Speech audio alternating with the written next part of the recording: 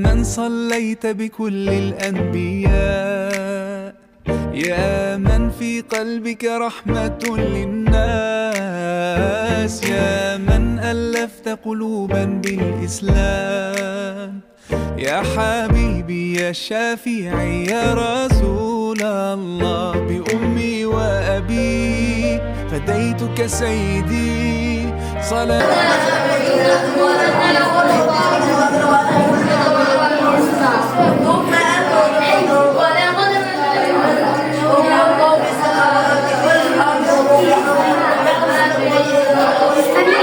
Hi everyone, আসসালামু আলাইকুম। কেমন আছেন আপনারা? আশা করি ভালো আছেন। আমিও আপনাদের দোয়ায় অনেক ভালো আছি। আবারও আপনাদের মাঝে একটি ভিডিও নিয়ে চলে আসলাম।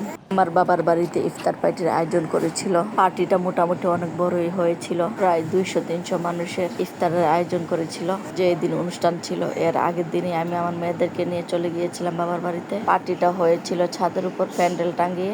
আমি আমার বোনদেরকে নিয়ে ছাদে গিয়ে দেখছিলাম কি করছিল রান্না বান্না। বিরিয়ানির জন্য খাসির মাংস কষাচ্ছিল। ইফতার পার্টি বলতে সাথে আমার ভাইয়ের ছেলের আকিকার অনুষ্ঠান হয়েছিল। আমার দাদা দাদির মৃত্যুবার্ষিকী, আমার ভাইয়ের ছেলের আকিকা, দুটোটা মিলে ইফতার পার্টিটা হয়েছিল। কিছু হাফেজদেরকে দিয়ে কুরআন খতম দিয়েছিল, বড় হুজুরদেরকে দিয়ে দোয়া পড়িয়েছিল। আমরা সাথে কিছু সময় ঘোরাফেরা করে দেখে আমার মেয়েও আমার ভাইয়ের মেয়েকে নিয়ে নেমে পড়লাম। আবার কিছুক্ষণ পর আমার বড় বোন ও আমার ছোট বোনকে নিয়ে আবার ছাদে উঠে দেখছিলাম বিরিয়ানি রান্না হয়েছে কিনা। বাবুর্চিরা 2 পাতিল বিরিয়ানি রান্না করেছিল।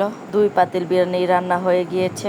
আমিও আমার বোনরা বিরিয়ানি রান্না দেখছিলাম দাঁড়িয়ে দাঁড়িয়ে। ইফতার করানোর জন্য যা যা লাগবে সবকিছু প্রস্তুত করে নিচ্ছিল। সবার জন্য হাফ লিটার পানির বোতল এনে উপরে রেখেছিল। তারপর যা যা ফল দিবে কিছু ধুয়ে কেটে বেছে রেখে দিয়েছিল। এখানে আপেল, মালটা, তরমুজ, শসা, লেবু, খেজুর, কাঁচামরিচ সবকিছু গুছিয়ে রেখে দিয়েছিল, যাতে লোকেরা আসার আগে সবকিছু প্লেটের মধ্যে গুছিয়ে রেখে দিতে পারে। এখানে প্যান্ডেলও প্রায় মোটামুটি গুছানো হয়ে গিয়েছে। ওয়েটারদের দিয়ে সবকিছু গুছিয়ে নিচ্ছে, প্লেটগুলো সবগুলো ধুয়ে নিচ্ছে। বাবুর্চির সাথে মহিলা ঠিক করেছিল, মহিলারা সবগুলো প্লেট ধুয়ে নিচ্ছে, গ্লাসগুলো ধুয়ে নিচ্ছে। আমি আবার দ্বিতীয় পাতিলটা দেখছিলাম, দ্বিতীয় পাতিলের রান্নাটা কেমন হয়েছে। পুরুষদের জন্য প্যান্ডেল লাগিয়ে খাবারের ব্যবস্থা করেছিলেন, আর মহিলাদের জন্য বাসায় খাবারের ব্যবস্থা করেছিল। আমার বাবার বাড়ি আর আমার শ্বশুর বাড়ি এতই কাছাকাছি যে আমার বাবার বাড়ির ছাদ থেকে আমার শ্বশুর বাড়ির পাশে বড় একটা মসজিদ নির্মাণ করছিল। আমার বাবার বাড়ির ছাদে দাঁড়িয়ে আমাদের বাসার পাশের মসজিদটা দেখা যাচ্ছিল। আমার মেয়েরা আর আমার ছোট বোন মিলে সবকিছু দেখছিল।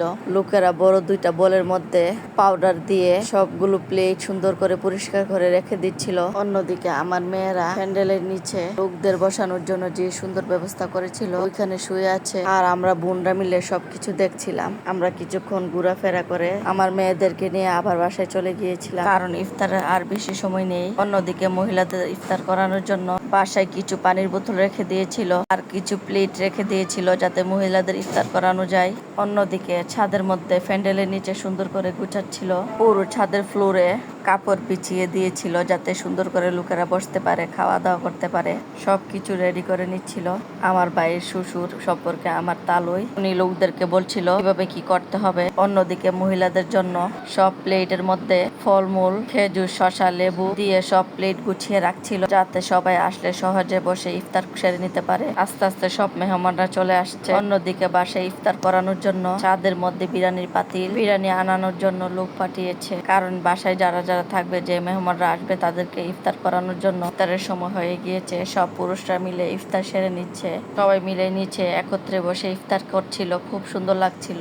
অন্যদিকে বাসায় সব আত্মীয় স্বজনরা মিলে ইফতার শেষ করে কথা বলছিল, আড্ডা দিচ্ছিল। আমার আজকের এই ভিডিওটা আপনাদের কাছে কেমন লেগেছে প্লিজ কমেন্ট করে জানাবেন। পুরো ভিডিওটা দেখার জন্য অসংখ্য ধন্যবাদ। সবাই ভালো থাকবেন। আল্লাহ হাফেজ।